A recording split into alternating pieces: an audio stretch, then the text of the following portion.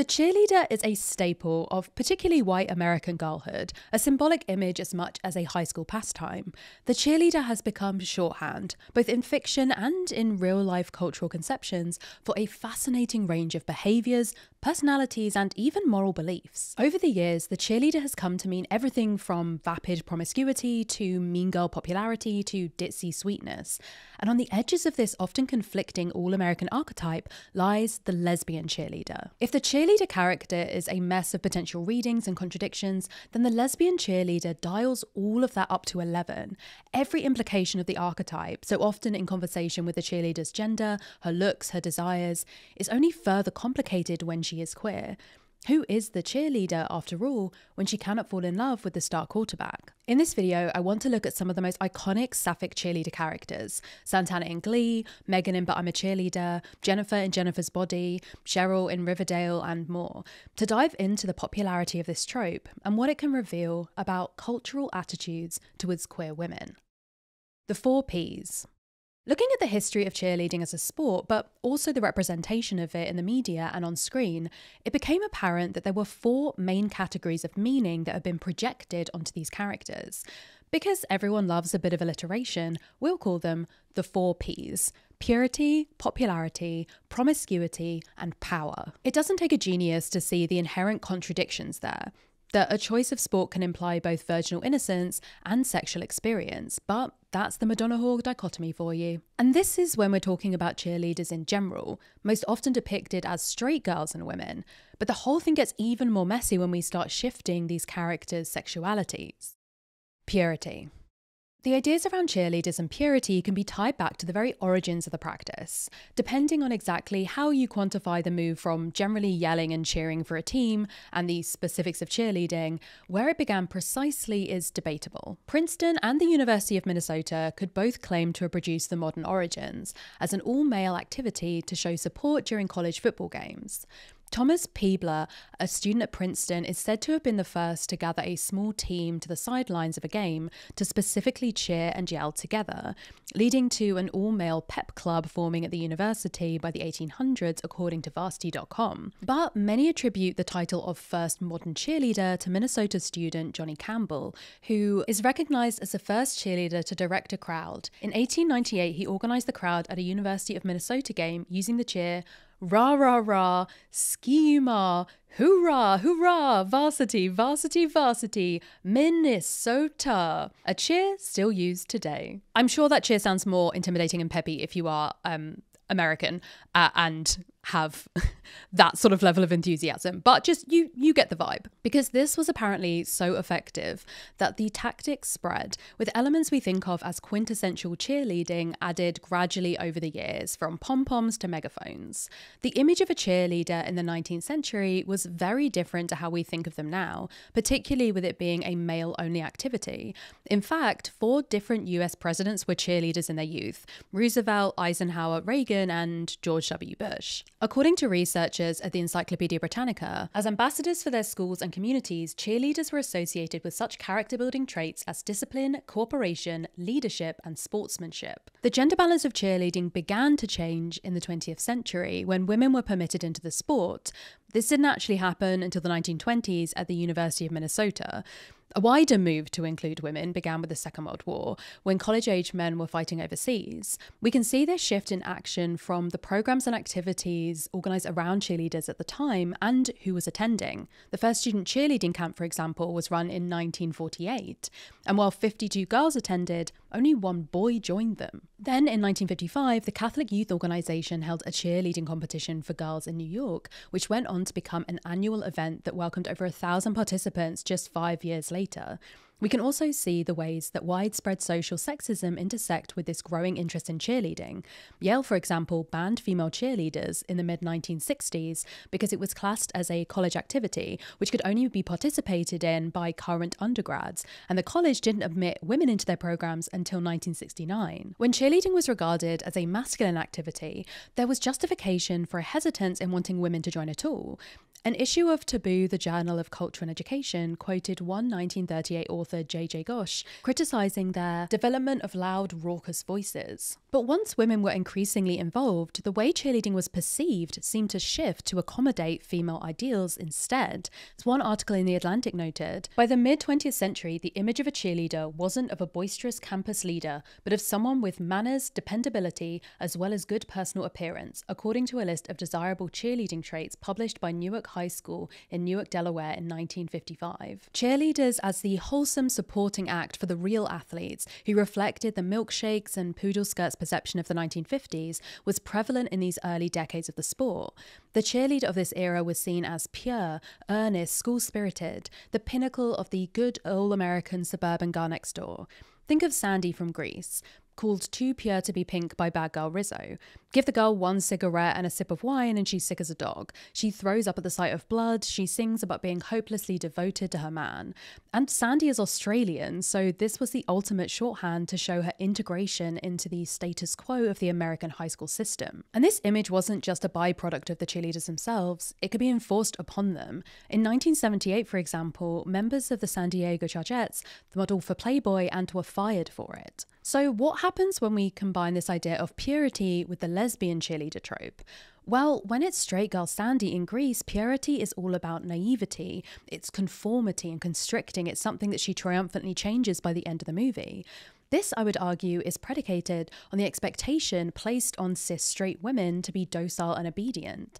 A pure cheerleader in that context is the ultimate assimilation into the role of enthusiastic support for powerful men. However, when mapped onto the stereotypes imposed on lesbian women, portrayed across film history as predatory and inherently sexual, often for the enjoyment of men, a sweet and innocent lesbian cheerleader is itself subversive in many ways. In the 2007 movie Across the Universe, there's this iconic scene where a cheerleader called Prudence sings "I Wanna Hold Your Hand" about another girl on the team in heart-aching slow motion. This movie is set in the mid-20th century, and her uniform reflects that, with a long skirt, torso fully covered in an oversized sweater, and cute white socks and tennis shoes. The girl's name is literally Prudence, a cardinal virtue. I mean, come on. The lyrics are simple and repetitive, and ultimately come down to that one specific innocent sentiment, wanting to hold hands. For a straight love song, this has an emphasis on the pure romantic nature of their love. But for a lesbian, especially one in this era, it is so much more. It is a precious sort of yearning, where even something as simple as holding hands is seen as wrong. The meaning of the song shifts when it's Prudence singing it. Whereas with a man singing to a woman, it's about the implication that of all the things they could do, all the activities that are available to them, he would be satisfied with just holding hands. And that is special because he could express his desire for other forms of intimacy, but chooses hand-holding instead. With Prudence, that expression of a kind of sweet and pure affection is a direct hit to the sexualization of lesbian identities. She is allowed to have a cute crush and stare longingly without it being portrayed as something shameful or perverse. The choice to make her a cheerleader, to embed her within the visual language of innocence, and make her queer, ties queerness to that innocence. The iconic 1999 movie But I'm a Cheerleader goes one step further, portraying lesbian sexuality, not just de-sex lesbian romance, as just as sweet and wholesome. The comedy movie tells the story of Megan, a sweet Christian all-American cheerleader whose family and friends send her to a gay conversion camp, even though she thinks that she isn't a lesbian. Of course, it turns out that she is. But her protests of, "but I'm a cheerleader," really do exemplify this idea that the image of a cheerleader is incompatible with being a lesbian. The cheerleader is almost a hyper-woman figure, contrasted with the lesbian as some kind of non-woman entity, removed from the expectations of heteronormative life. While at the camp, Megan and her fellow bunkmates are made to reenact farcically exaggerated gender roles in either pastel pink or blue, looking after dolls and cleaning for the girls, and fixing cars and shopping wood for the boys. Slowly, over the course of the movie, Megan learns to accept herself and the importance of the queer community around her. But Megan's cheerleading, her peppy and earnest personality, those aren't part of an act or something that she needs to shed to be herself.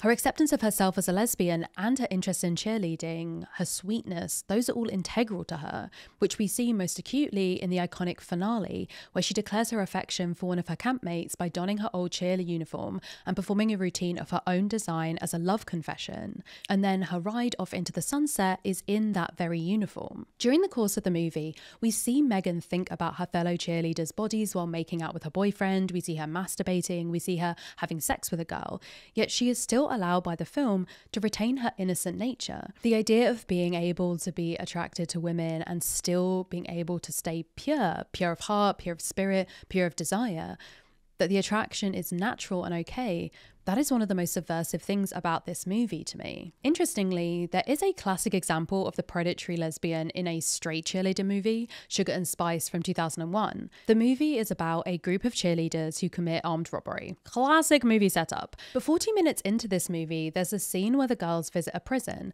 and the innocent teenage cheerleader is contrasted with a leering adult lesbian inmate. The exchange, in short, goes like this. "Them some sweet skirts you got there." "Well, thank you. They're actually uniforms. We're cheerleaders." You sure are," said while licking her lips. But this image of purity is often in direct contrast to the opposite side of the same coin, with cheerleaders portrayed as sex symbols, used as fetish fodder and dismissed as eye candy. Perhaps this unfair balancing act was most obviously displayed back in the 1970s, with those cheerleaders I mentioned earlier who were fired for modelling in Playboy. In 2019, a documentary short called Sidelined was produced, which investigated the full story, including talking to many of the women involved. Because this wasn't a group of women disregarding employee policies or deliberately flouting the sweet innocent rules of the sport. As ESPN noted in their coverage of the documentary, one local broadcast noted during cheerleading tryouts, a press release inviting them said they should come dressed as sexy as they feel comfortable with. The movie's director, Galen Summer, explained how it wasn't just that there was an understanding from the cheerleaders that sex appeal was an intrinsic part of their job, but that the organisation themselves seemed to welcome the Playboy coverage at the time, including allowing Playboy to attend a practice to recruit women for the issue in question. He explained that the cheerleaders' biggest response was, "We don't understand why this happened. We thought we were following the rules." Not only did they think that the team had okayed the pictorial, but they didn't really even see anything they were doing as going against everything that they had been told up until that point, which is dress a certain way, show your body off in a certain way. The Chargers wanted to have their cake and eat it too. And so it's time to move on to our second P, promiscuity. The year after the Chargers cheerleaders were fired, the Dallas Cowboys cheerleaders sued Pussycat Cinemas Limited for trademark infringement within their porn movie Debbie Does Dallas. It remains one of the most famous porn films of all time, with a dozen sequels and remakes and even a musical inspired by it. The story, such as it is essentially a girl dressed in a suspiciously similar uniform to the Dallas Cowboys, exchanging money for sex so that she can save up to try out for the Texas Cowgirl Squad. The 1970s was also the heyday of the exploitation film genres, and cheerleaders had their fair showing there too, with cheersploitation titles such as The Cheerleaders, Revenge of the Cheerleaders, and Satan's Cheerleaders thoroughly breaking down the image of the naive and innocent cheerleader. The image of the cheerleader as a popular girl who has a lot of sex was cemented within and arguably because of this genre, codifying it in the mainstream. There is this interesting dual possibility when it comes to cheerleaders and sex. On the one hand, it's this image of her as a slut, the pornographic fantasy of a girl ready and willing for anyone on the team after a tough game. But there's also the contrasting image of the cheerleader as a singular sexual prize for elite men, that she is so precious because of her selective sexual availability. She has her pick and is only highly sexual for the right man, the alpha male star quarterback boyfriend. We see this idea of cheerleaders as sexual performative objects in the very pilot episode of Riverdale, with the infamous cheerleader tryout kiss between Betty and Veronica. The kiss comes when the two have failed to impress head cheerleader Cheryl, with Veronica grabbing Betty and kissing her, assumedly in an attempt to show, who knows, the lengths they'll go to get on the team or the boundaries of performance they're willing to push. Cheryl comments, "Faux lesbian kissing hasn't been taboo since 1994, and it just isn't mentioned again." The cynical amongst us might speculate that this was a calculated move on part of the writers to create a sapphic buzz around the show and to tie into their more salacious dramatic tone with a little girl-on-girl action, while using Cheryl's comment to nudge wink wink at how it's okay, we know what we're doing, right? If we call attention to it, you can't blame us for doing it because we know that we're doing it, I guess. The cheerleading in Riverdale is almost comically sexualized. Lots of short shorts and grinding and floor work. We do get an actual lesbian cheerleader eventually when Cheryl herself officially comes out and ends up dating fellow cheerleader Tony. Although I feel like it's hard to analyze the implications and representation here without going mad in the process, considering the whole magic is real, there are parallel universes, we can time travel element of the show. But I do think it's worth noting that we have so many combinations of the cheerleader stereotypes playing out across this particular character. It feels very on brand with such a deliberately trope-laden show. I also think a key element that interweaves with this image, creating the idea of the sexual cheerleader, even if the reality doesn't necessarily support this stereotype, is the wider phenomenon of fetishization, specifically in this context, schoolgirl and uniform fetishes. Academic Emma Jane wrote about her research into the context of cheerleader porn in her thesis Flip Skirt Fatales on cheerleading fetish and hate. The pornographic depiction of young women dressed as cheerleaders, or young-looking women dressed as cheerleaders, is often accompanied by text stressing that they are virginal, innocent, vulnerable, and or non-professional in the sex industry sense, which many pornographic consumers regard as desirable attributes. A review of a cheerleading porn film, for instance, notes approvingly that the actresses look like high schoolers, not strippers, while a comment on a cheerleading-themed pornographic website says it features extremely tasty-looking teens in vulnerable situations. Although many cheerleaders are adults, there is undeniably an element of the fetishization of youth happening when we look at this quote. And there's a whole separate video essay waiting in the wings to deal with that. But the image of the cheerleader, including or perhaps especially her uniform, is also a key part of it. Uniform fetishism is, broadly speaking, an attraction or fixation on uniforms, firefighters, nurses, police, and yes, cheerleaders. The appeal, in so much as you can intellectually explain a fetish's appeal of these outfits, has many potential facets. Sometimes it's the connotation of the job itself, the rugged strength of a firefighter, the power of a police officer, the innocence, flexibility, popularity, or otherwise of a cheerleader. But there is also the appeal in subverting these expectations, of having power over a powerful figure or submitting to a traditionally weak one. The cultural symbolism of the uniform informs feelings of shame, embarrassment, excitement, and tension that then connect with arousal and attraction. It is the cultural association with firefighters that makes that uniform appealing. Because if you think about them essentially being like a pair of sort of baggy trousers with braces holding them up, you could also be describing like those fishermen that wade into swamps. But it doesn't have the same appeal for many people, you know? And we especially see the ways this image has cultural power in the movie Jennifer's Body. Jennifer isn't even technically a cheerleader, but the marketing of the film and the way that people talk about it now would have you forget that. Even the IMDb description is a newly possessed high school cheerleader turns into a succubus who specializes in killing her male classmates. In fact, she's in color guard or flag team, something explicitly included in the description in the original script. Sure enough, the band is playing Land of a Thousand Dancers. Nearby, the flag team claps with gloved hands, picking up their flags for a choreographed stunt. Jennifer steps forward in her flag team uniform, breathtakingly beautiful. She hoists the flag aloft, twirling it. Time freezes as the flag unfurls. But the image of the hot, popular, sexy cheerleader has overridden this. To so many watching, the presence of this attractive high school girl in a uniform necessitates cheer. And the assumptions projected onto that image are a key part of the inciting incident of the movie when Jennifer and her friend Needy meet the members of the semi-famous band in the bar. Said band members are discussing whether or not Jennifer is a virgin, a detail that they need to know for a cult ritual. One assuring the others that she is a virgin because there's always a girl like that. They like to show it off, but they do not like to give it up. The movie is a dark comedy with a real connection to this meta level of attitudes towards sex, sexuality, gender, and power. And so there is something so fitting about having these awful men speculating on the two opposing images they can conceive of for Jennifer, the bubbly, flirty schoolgirl. Either she's a slut or a virgin, and they are ready to judge her for either option. Jennifer's Body is a movie whose marketing was woefully mismatched to the movie itself. I've talked about this at length elsewhere on this channel and on my podcast, including an entire video essay about why the movie flopped at the box office but is now such a cult hit.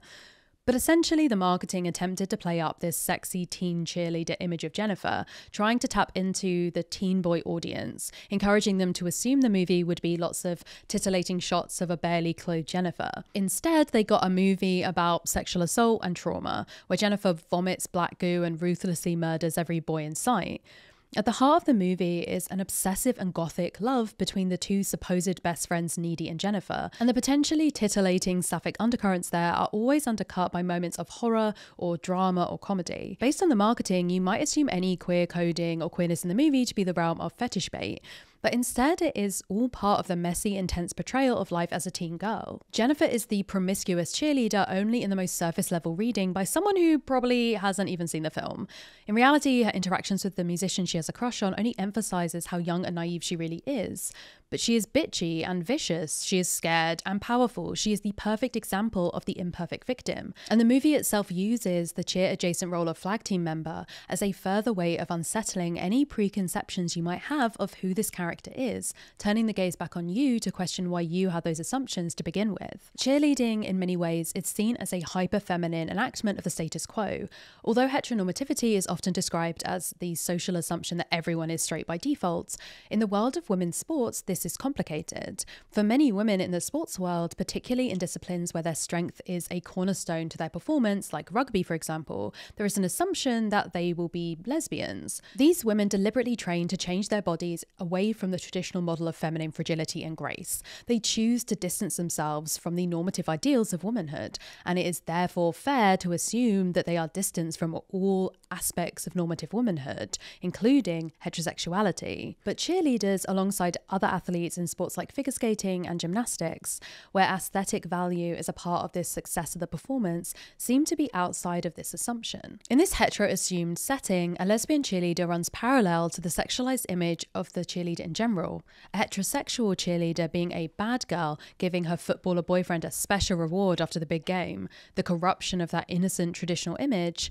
In this conceptual space, the lesbian cheerleader is also there for the titillation and enjoyment of men in just a slightly different way. The lesbian cheerleader is also being a bad girl just by existing. The sapphic news and entertainment website After Ellen ran an article on the lesbian cheerleader trope way back in 2010, before even Britney and Santana were officially canon on Glee. The piece talks primarily about the idea of the lesbian cheerleader as a concept in porn. In it, the writer Tris Bendix interviewed some lesbians who had been cheerleaders growing up. Out lesbian Shannon Cunningham said she was cheer captain of her squad, cheering from 3rd grade through college. She says she thinks the lesbian cheer phenomenon stems from the desires of men. Joking about being lesbians was mostly something guys asked because they wanted it to be true, she said. In college, jokes about lesbians in sports from females were mostly referring to soccer players, basketball, and of course, the stereotypical softballers. Out comic Bridget McManus said she was also the lone queer cheerleader on her high school squad. But actually, I have a feeling that if I was out when I was a cheerleader, I wouldn't have been accepted by some members of my squad. Lesbianism was a topic that never came up, although the topic of boys did come up a lot. And we see this attitude reflected perfectly in the new queer teen comedy Bottoms, about two untalented lesbians who end up starting a fight club at their high school to increase their chances of hooking up with cheerleaders. The premise is reminiscent of so many gross-out humor teen movies of the 2000s, where everyone was horny and the guys got away with doing basically anything in the pursuit of getting laid. The choice to swap out hormonal teenage boys for a pair of unpopular lesbians is just one of the decisions that makes this movie, to my mind, an unhinged modern classic. The film is in conversation with so many others in parallel genres, including other queer teen movies, which are often laden with important messaging and good gay characters. PJ in particular in Bottoms is just the worst, a fuckboy of a lesbian if ever I saw one. But that awfulness is kind of refreshing, and likeable characters in teen movies are not new and shouldn't be reserved for a specific kind of person or identity, especially when Bottoms gives us the spectrum of queer personalities, with Josie, Hazel and Isabel in there too. Isabel in particular is a queer cheerleader, and the movie plays with all the tropes that come into play there. The cheer squad is portrayed as a sexy sideshow for the worship football team. At one point, they just pour water over themselves to end their routine. She is sexualized by our protagonists, who lie and cheat to try and seduce her and her fellow teammate Britt, seemingly without knowing or caring if these girls are queer or even what their personalities are. Isabel is the height of popularity. She is sweet and ditzy and girly. She is heart eyes in love with the star quarterback. She tells Josie, "I really value when people use violence and raise their voices for me. It's actually one of my love languages," as a tongue-in-cheek nod to the way she, as the height of feminine performance, is socialized to accept mistreatment, to crave it even as a sign of love.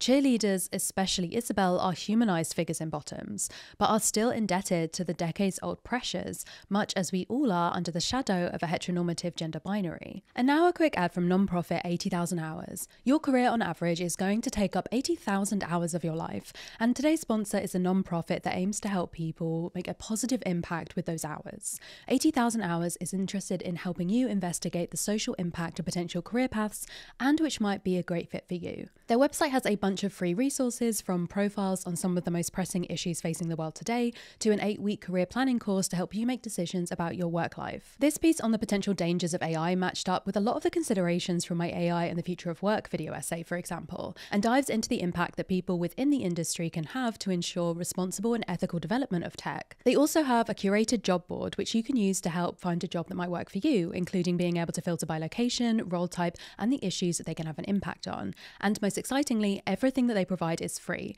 They're a non-profit and their specific aim is to help people find a fulfilling, high-impact career. Go to 80,000hours.org/Ellis to be sent a free copy of their in-depth career guide, which aims to help you get new ideas for impactful career paths, make a plan based on what you've learned, and put it into action. Okay, back to the cheerleaders.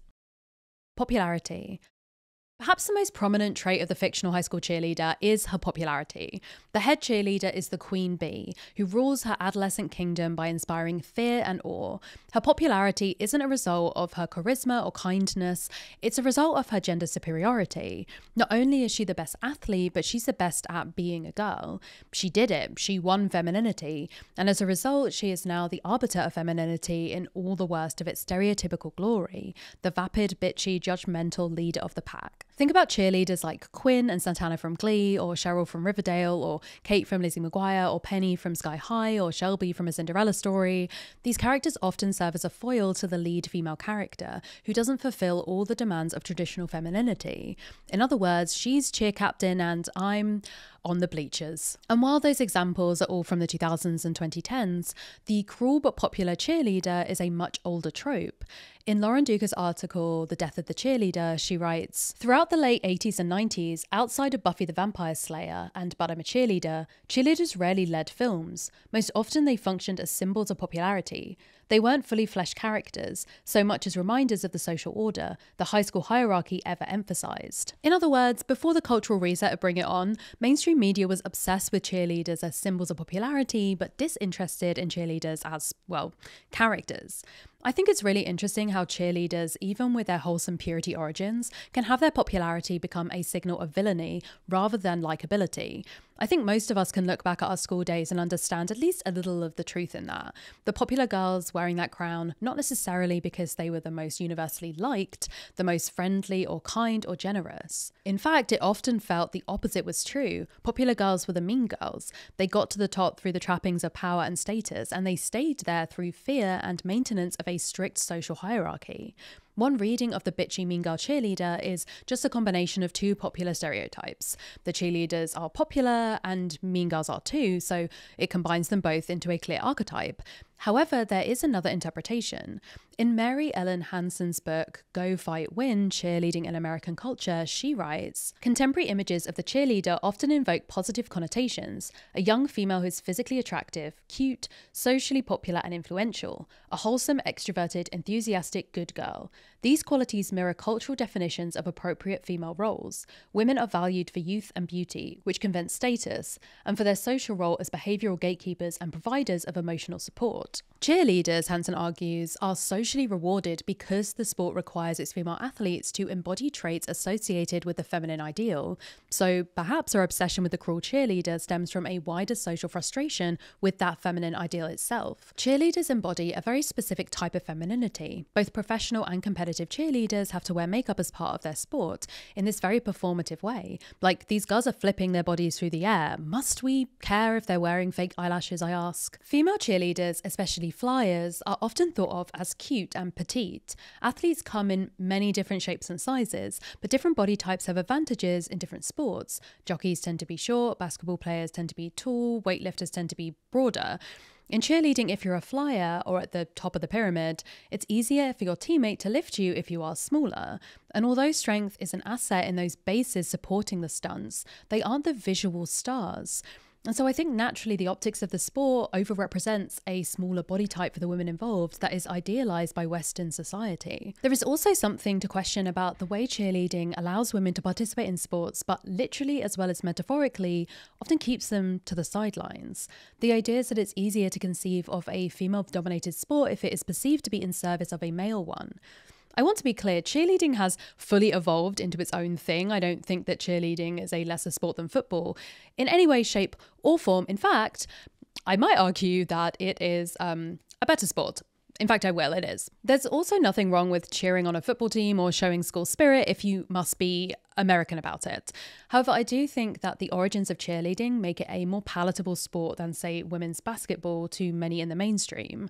I think that all of this comes together to create an image of the cheerleader that aligns really closely with the paradoxical ideals of femininity. A cheerleader is strong but small. She's competitive, but she's never competing against boys. She's sweating, but she's wearing glittery eyeshadow. She's popular, but not as popular as her quarterback boyfriend. And this popularity is tied heavily to her looks. While the fictional cheerleader may have social power, that power relies on her ability to embody and reinforce a patriarchal standard of femininity. That, in heterosexual cheerleader characters, often manifests in an inflated sense of ego, as she is rewarded for her gendered performance with external validation. But it also makes lesbian cheerleader characters particularly interesting, because it starts their character arc in a gilded cage of sorts. I feel like we see this most prominently with Santana in Glee. Santana's cheerleader status offers her social protection. Unlike Kurt, a more gender non-conforming queer character in the show, no one is clocking Santana as gay in season 1. No one even attempts to bully her. She also has a large amount of social power, harassing students with little to no consequences. Santana's coming out story is about learning to let go of that social safety in order to be her true self. In a heart-to-heart with Brittany, her love interest, she says, "But I wanted to thank you for singing that song with me in Glee Club, because it made me do a lot of thinking. What I realised is why I'm such a bitch all the time. I'm a bitch because I'm angry, because I have all these feelings for you that I'm afraid of dealing with, because I'm afraid of dealing with the consequences. And Brittany, I can't go to an indie girls concert. I just can't. Do you understand what I'm trying to say here? I want to be with you, but I'm afraid of the talks and the looks. I mean, you know what happened to Kurt at this school. I'm so afraid of what everyone will say behind my back. Still, I have to accept that I love you. I love you, and I don't want to be with Sam or Finn or any of those guys. I just want you. Please say you love me back." Santana is terrified of being perceived as a lesbian because it would mean letting go of her perfectly cultivated image as a female ideal and all of the power that comes with it. She also doesn't identify with other lesbians, aka people who go to Indigo Girl concerts. Santana doesn't know how to reconcile her queerness with her femininity, and she seems to feel she has to choose one or the other. The friction between her sexuality and her social status makes her cruel in a way. But ultimately, Santana realizes that she doesn't have to abandon her cheerleader identity if she accepts her own queerness. Santana remains a cheerleader after she's outed, and in fact, unlike Brittany and Quinn, she's the only Cheerio who remains a cheerleader in college. She also, God bless, stays incredibly mean, consistently providing some of the funniest lines in each episode. She reclaims her sport and her identity as a cheerleader on her own terms. In many ways, Santana is the true successor of But I'm a Cheerleader's Megan. They figure out how to get the girl and keep their pom-poms. The prevalence of this trope has also found its way into music videos, with Zelita's viral Somebody I Fucked Once being a classic example. Zelita plays the popular closeted cheerleader with a crush on the supposedly uncool, punky, androgynous girl.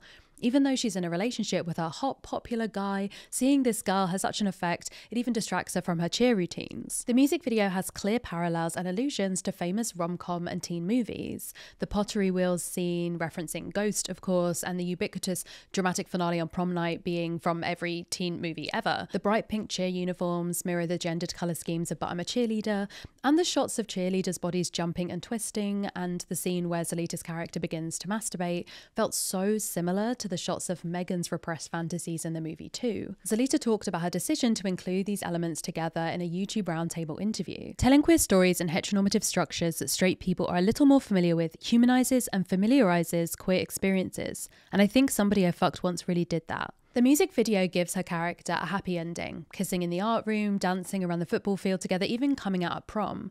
She's clearly cognizant of the implications and trappings of her character's popularity. It's a status and power she knows she will be giving up if she came out. In the behind-the-scenes featurette for the music video, she explains that they need to make sure that all of the girls who could potentially be crowned prom queen have a date, because presumably the optics of heterosexuality are intrinsically tied to popularity in heteronormative world. Coming out in the music video and so many other spaces shifts people's perceptions of you individually, but also as a group. Your social status can change. And for the picture-perfect cheerleader, they might well have the furthest to fall. And that, as a storytelling device, is inarguably compelling.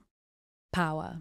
The combination of popularity alongside the twin desirabilities of purity and sexuality for young women and teen girls gives the image of a cheerleader as a powerful figure. She has social capital, physical strength, and most likely daddy's money to keep her kitted out in the latest looks on and off the field. We saw earlier in the video how Santana's power over the rest of the school was intrinsically linked to her position as a Cheerio in Glee.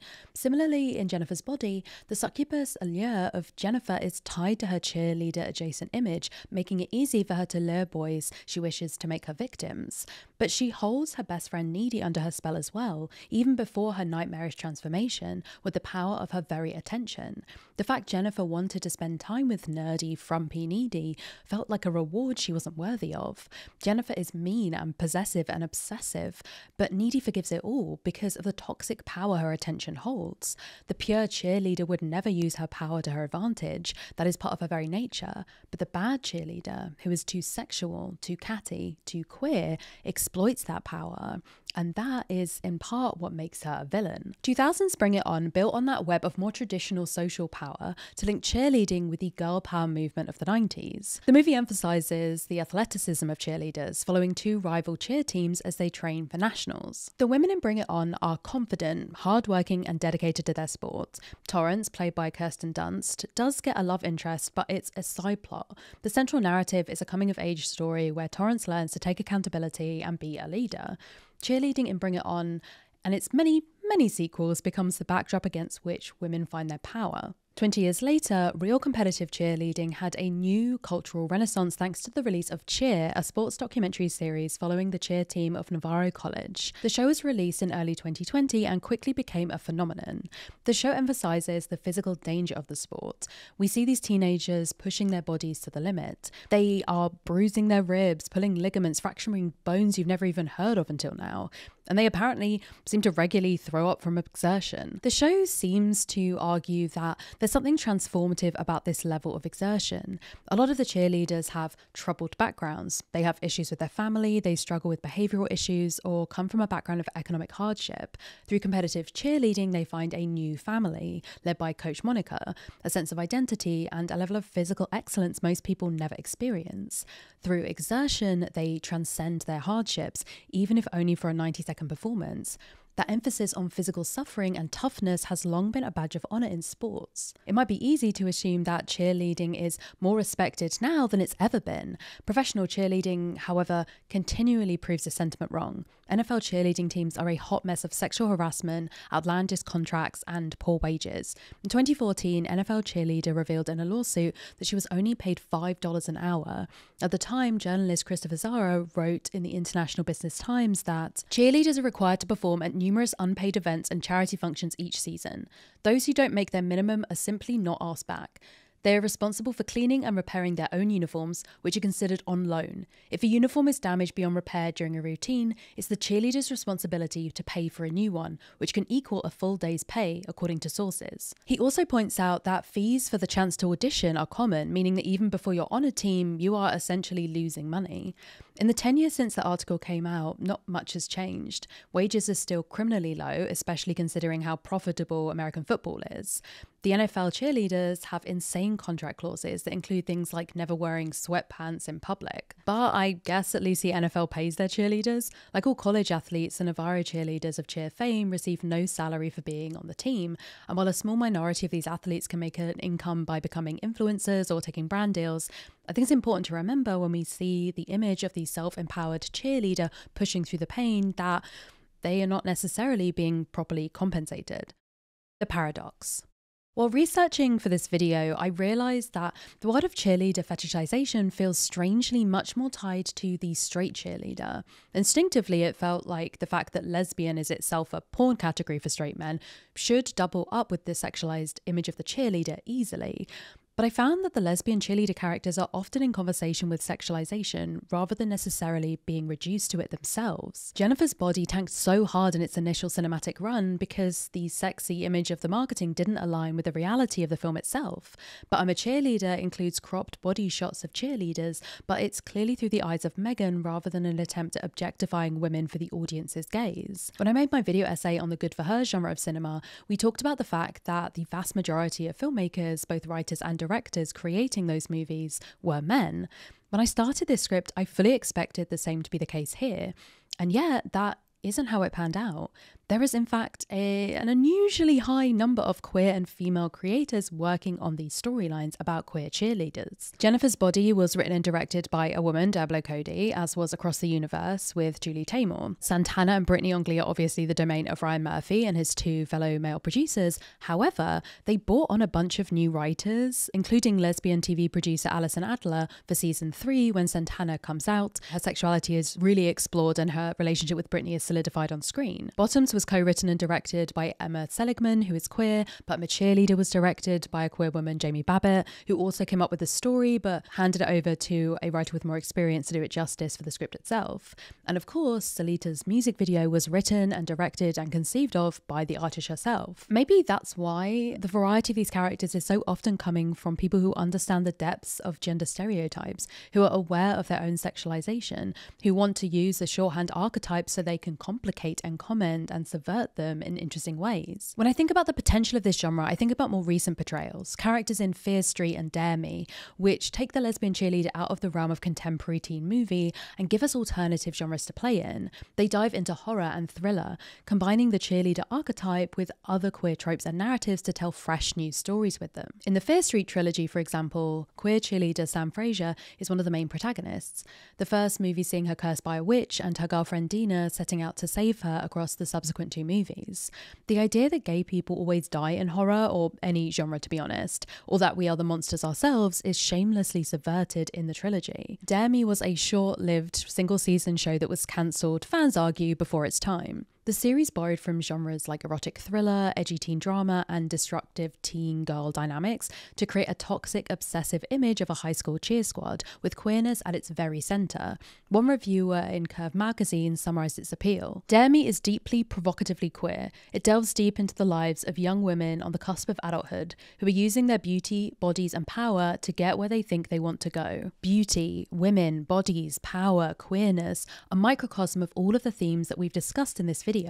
Looking to the future, the queer cheerleader is set to have another potentially iconic inclusion, with news that Elliot Page is executive directing an upcoming feature film, Backspot.